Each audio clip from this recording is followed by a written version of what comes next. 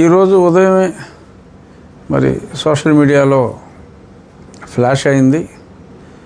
అక్కడ 28వ తారీఖు ఏలూరులో జరిగిన అంటే సుమారు 1000 మంది ప్రజలతో ఒక 3000 ఖాళీ కుర్చీలతో 1000 కూడా కాదు, ఎవరో లెక్కెట్టినోడు 730 అన్నాడు. బట్ 1000 మంది అని చెప్పి సింపతిగా మనం లెక్కెట్టుకున్నప్పటికీ ఓ 3000 ఖాళీ కుర్చీలతో ఆ ఖాళీ కుర్చీలు వాడేసుకున్న కుర్చీలు చూసుకుని, అంటే వాళ్ళు వేసుకున్న కుర్చీలే వాళ్ళు చూసుకుని అందులో మనుషులు ఉన్నట్టుగా ఊహించేసుకుని నోటుకు వచ్చినట్టు వాగారు కొందరు.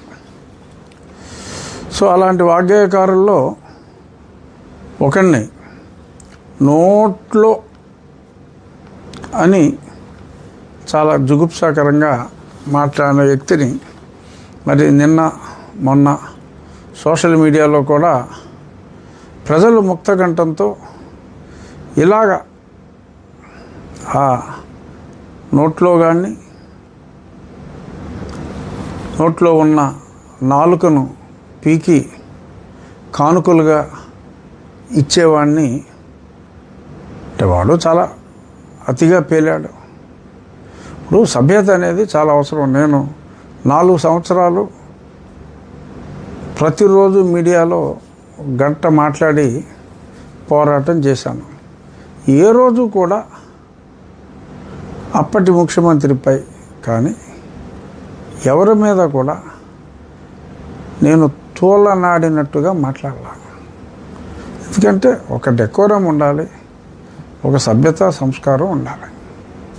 అది లేకుండా అది కోసేస్తా ఇది కోసేస్తా అనో నోట్లో ఎలా అంత జుగుప్సాకరంగా మాట్లాడే వాళ్ళని సభ్య సమాజం హర్షించదు. అదే విషయం మరి సోషల్ మీడియాలో కూడా ఎంతోమంది ఈ ప్రభుత్వం ఇలా మాట్లాడే వాళ్ళని ఎంకరేజ్ చేస్తుందా, ప్రోత్సహిస్తుందా ఏమిటి అన్నట్టుగా మరి చాలామంది వాళ్ళ మనోవేదనని సోషల్ మీడియా ద్వారా తెలియచేశారు. అలాగే పెద్దలు పవన్ కళ్యాణ్ గారి గురించే కాకుండా నా గురించి కూడా మాట్లాడిన మాటల మీద సోషల్ మీడియా చాలా మీడియా స్పందన ఎలా ఉన్నప్పటికీ ఇవాళ మీడియా అంటే సోషల్ మీడియాయే. సోషల్ మీడియా చాలా తీవ్రంగా స్పందించింది. మరి ఈరోజు ఉదయం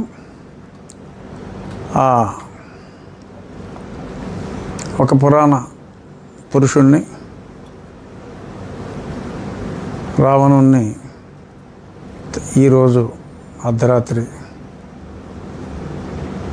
సోషల్ మీడియా కథనం ప్రకారం, ఇంకా మెయిన్ మీడియాలో వచ్చిందో లేదో, సోషల్ మీడియా కథనం ప్రకారం 12:30కి అరెస్ట్ చేసినట్టుగా పిఠాపురం పోలీసులో మరి కాకినాడ జిల్లా మరి అక్కడి నుంచి అరెస్ట్ చేసినట్టుగా తెలిసింది. ఖచ్చితంగా ఇది ఎట్టకేలకు ఆహ్వానించదగిన పరిణామం. చాలా సంతోషంగా ఉంది. కనీసం పవన్ కళ్యాణ్ గారి విషయంలో మరి కూటమిలో అతి ముఖ్య నాయకుడు ఆయన, మరి ఆయన్నే అంత దారుణంగా పరిహసిస్తూ ఈ జడకుమారుడు కూడా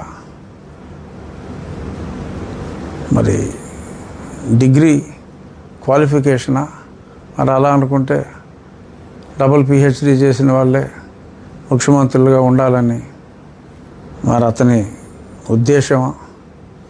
అతను ఏదో మ్యాజిస్ట్రేట్ పరీక్ష పాస్ అయ్యాడంట, అందుకని అతనికి డిప్యూటీ సీఎం ఇవ్వాలి. 10వ క్లాస్ చదువుకున్న పవన్ కళ్యాణే డిప్యూటీ సీఎం అవగాలేదని చెప్పి తనకు తను డిక్లేర్ చేసుకుని, సరే అతని ఆశయాలను అతను చెప్పుకుంటే తప్పు లేదు. కానీ అవతల వ్యక్తిని అంత నీచంగా కించపరుస్తూ నా విషయంలో కూడా ఫిజికల్గా రెచ్చగొడుతూ నాలుక కోసి కానుకలు ఇస్తానంటాం. సమాధి రెడీగా ఉంది, ఖబర్దార్ అంటాం. అలాగే దేశంలో ఉన్న చట్టాలని వైలేట్ చేయండి, నేను మీకు అనుమతిస్తున్నాను అని చెప్పి ఇష్టం వచ్చినట్టుగా రెచ్చగొడుతున్నట్టుగా మాట్లాడటం. మరి ఇవన్నీ దేనికి సంకేతం? ఇవి చూస్తూ భరించే మంచి మనసు ఎంత మంచి ప్రభుత్వం అయినా కూడా ఉండదు. జడ శ్రావణ్ కుమార్ గారు